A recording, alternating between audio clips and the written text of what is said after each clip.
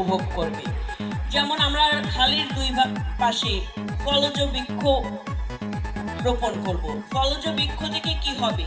আমাদের শিশুরা তারা ফল পাবে। সেই ফলের অর্থাৎ তাদের পুষ্টির যে অভাব আছে সেই পুষ্টির অভাবও দূর হবে।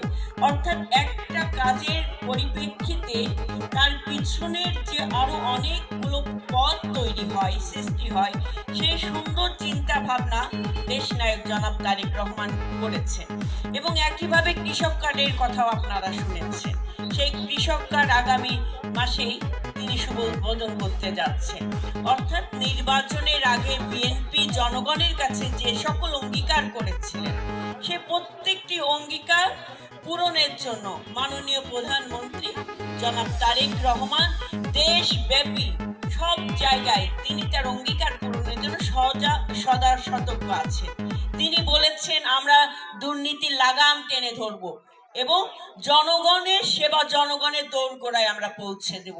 আমরা চেষ্টা করব আমাদের সততার মাধ্যমে, নিষ্ঠার মাধ্যমে আমরা পুরো বাংলাদেশে সকলে ধর্ম বর্ণ সকলে ঐক্যবদ্ধ হয়ে এই নিরাপদ কেরানীগঞ্জ এবং নিরাপদ বাংলাদেশ গড়ার জন্য আমাদের যে প্রত্যয় প্রত্যাশা অঙ্গীকার দেশনায়ক জনাব তারেক রহমান করেছেন, মাননীয় প্রধানমন্ত্রী করেছেন, সেই প্রতিশ্রুতি পালনের জন্য আমরা সর্বোত্তকভাবে সরকারের সকল পর্যায়ে প্রশাসকের দায়িত্বে যারা আছেন তাদেরকে আমরা সহযোগিতা করব।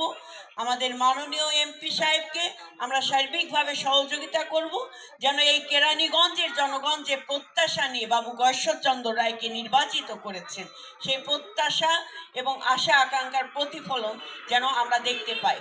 আপনারা দেখেছেন যে বিজেপির কার্ড এবার যেভাবে বন্টন হয়েছে, আমরা থানা জরিপের মাধ্যমে একদম যারা প্রাপ্য তাদেরকে লিস্ট করে করে এই বিজেপির কার্ড আমরা বন্টন করেছি। এখানে কোনো অনিয়ম হয়নি এবং এই কার্ড বন্টনের পর আবার নতুন গতকালকে 10 লাখ টাকার একটা সরকারি প্রত্যেকটি আসন ভিত্তিক ঈদকে কেন্দ্র করে একটা প্রণোদনা এসেছে।